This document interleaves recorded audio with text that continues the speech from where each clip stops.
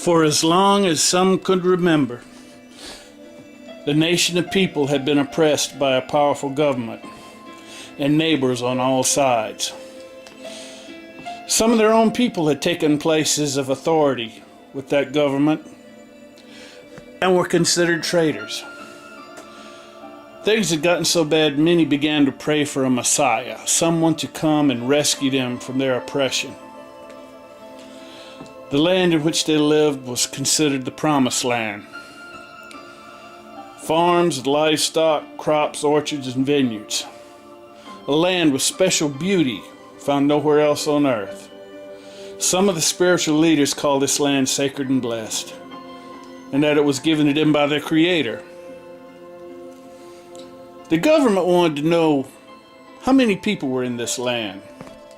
So they ordered all of them to go to the nearest settlement close to where they were born.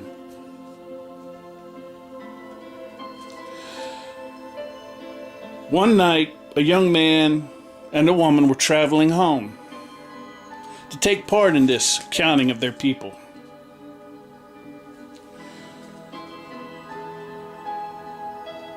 The husband was a simple man, born into a family of builders.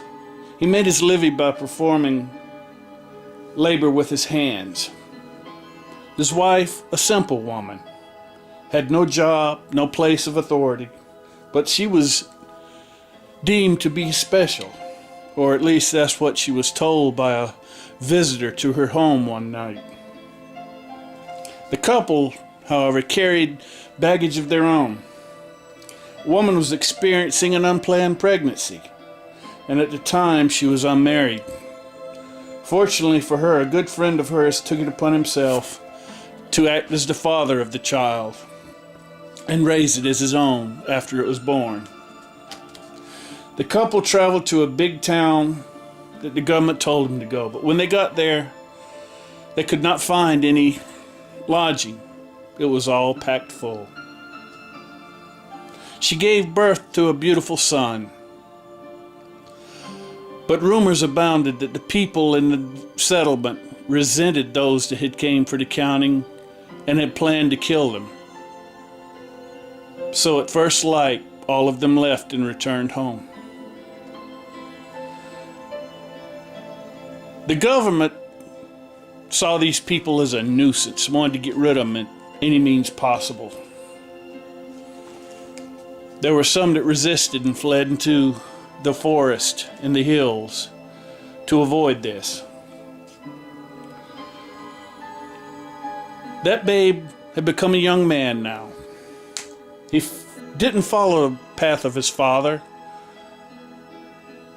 as a builder. Rather, he walked the path of a teacher and healer.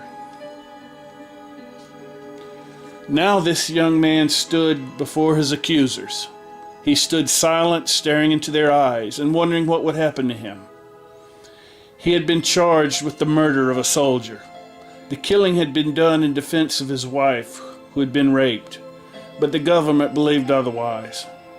All of his people were labeled as outlaws and were to be hunted down unless the man turned himself in. So with little to no discussion, he turned himself in, but under one condition: and that all of the people who had fled into the forest and the mountains and were in hiding could return home, no longer outlaws. The government agreed to this. So a day later, he and two of his sons were tied to a tree and shot. That young man's selfless act of self-sacrifice ensured that those who hid out in the woods and mountains were now free people, no longer outlaws. And on that day of his execution, the Eastern Band of Cherokee Indians was born. And ever since then, their descendants, that of the young man and all the former outlaws,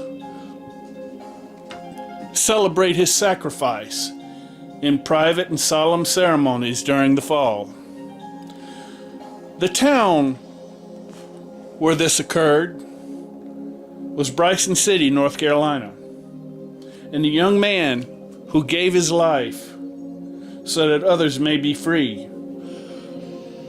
was simply named Charlie. But most of his people know him as Solly, ever after known as the savior of his people.